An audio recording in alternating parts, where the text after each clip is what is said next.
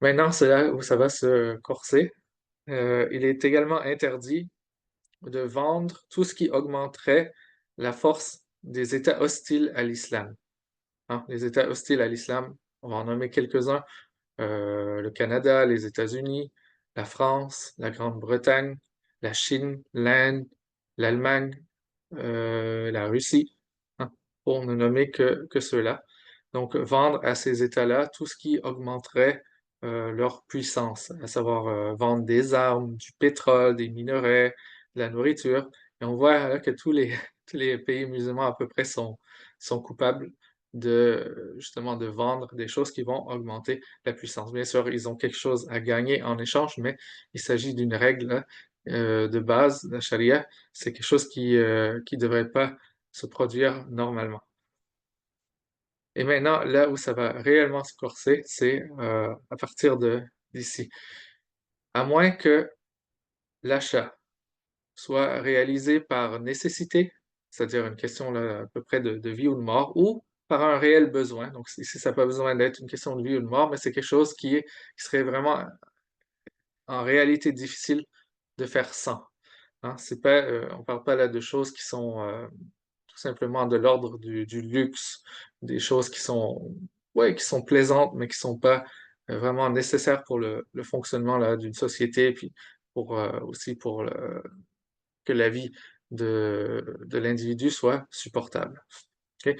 Donc, il est interdit, sauf par nécessité ou réel besoin, d'acheter des produits et services auprès d'entreprises qui soutiennent financièrement ou technologiquement ou par d'autres moyens des actes d'injustice.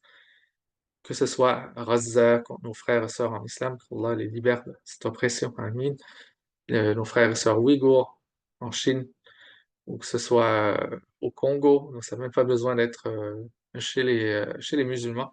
Ce qui est important, c'est que ce soit des entreprises qui soutiennent euh, l'injustice, qui soutiennent des crimes, des choses euh, ouais, qui sont considérées comme des choses illicites du point de vue de la charia. Mais en particulier lorsque c'est des gens qui vont littéralement assassiner nos frères et nos sœurs en islam.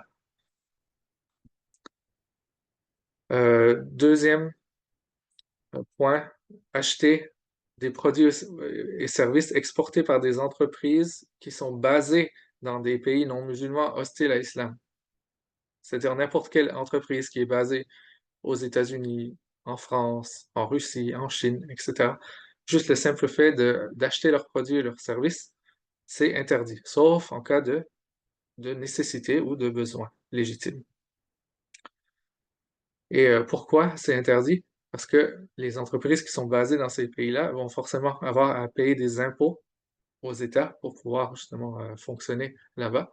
Et ça va justement nourrir les budgets de ces États-là qui vont ensuite les utiliser dans les guerres qui mènent contre des pays musulmans.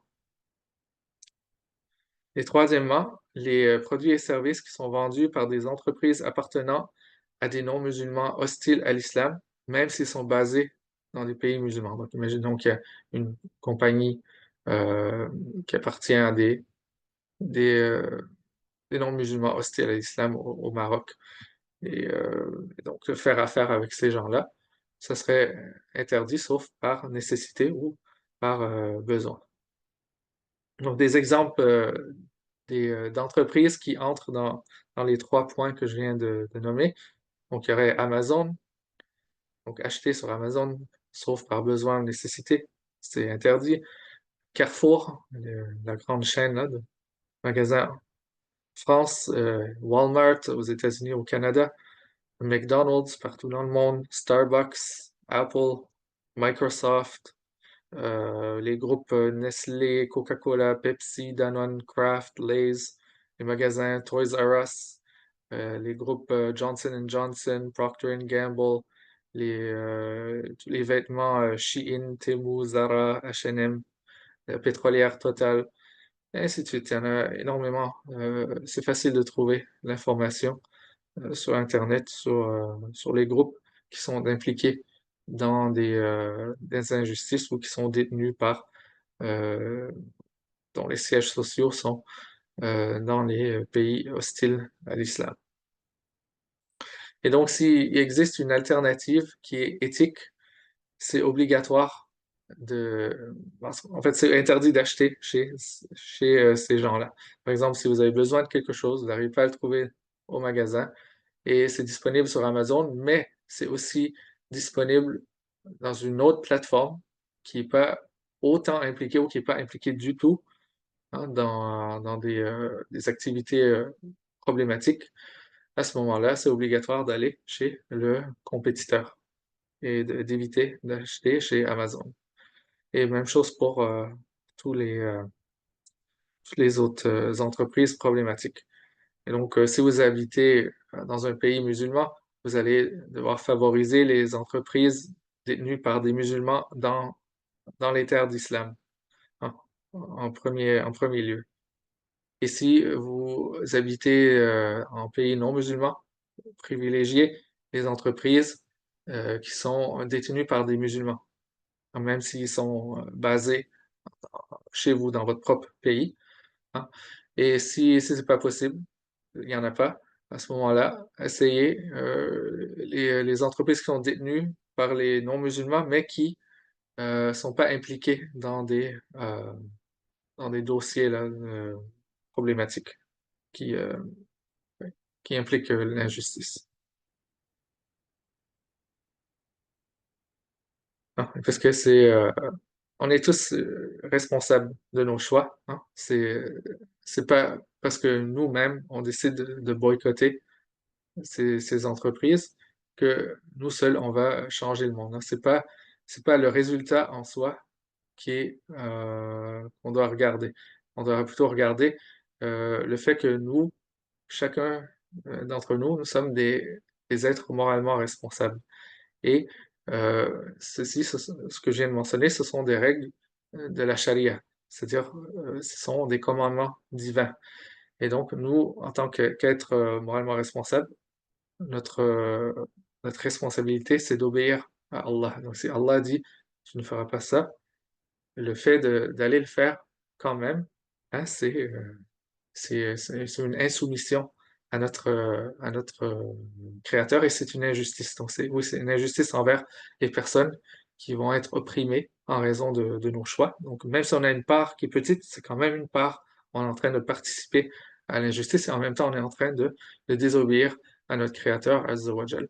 Et il a tous les droits d'être obéi, Azza wa Jal.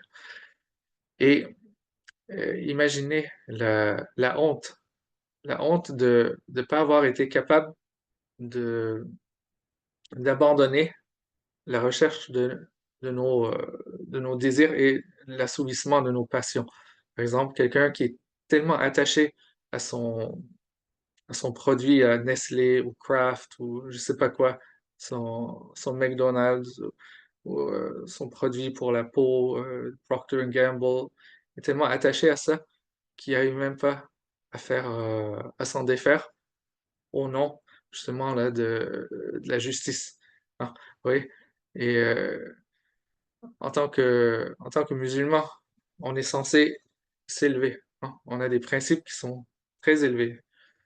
Mais le fait qu'on n'arrive pas à se défaire de nos désirs pour des choses là, qui sont complètement inutiles, hein, c'est vraiment, personne va mourir si, s'ils n'ont pas leur café Starbucks le matin. Ils peuvent se trouver un café qui est tout à fait acceptable, hein. Donc, on ne demande pas aux gens de tout abandonner, mais de faire des choix qui sont responsables, des choix qui ne vont pas les couvrir de honte le jour du jugement. Et aussi, au niveau des États, maintenant, oui, c'est pas une responsabilité individuelle, mais c'est important de savoir ça pour mettre la pression sur les États musulmans. C'est que les États eux-mêmes, ils devraient s'abstenir d'importer les produits et les services de ces entreprises-là que j'ai mentionnés dans les trois points. Euh, et lorsqu'il existe une alternative qui est éthique, par exemple des produits et services produits localement par les musulmans ou dans d'autres pays musulmans, ou dans des pays non musulmans, non hostiles à l'islam. Donc ils devraient chercher ces alternatives-là d'abord. Et s'il y en a pas, OK, peut-être si c'est quelque chose d'important, ils peuvent l'importer, mais ils devraient, faire des causes pour favoriser l'émergence d'une production locale de biens et services qui sont éthiques, donc par les musulmans, de leur pays. Justement pour qu'il y ait plus ce besoin de dépendre sur les grandes puissances, heu, avec tout ce que ça implique comme, fait là d'appuyer l'injustice.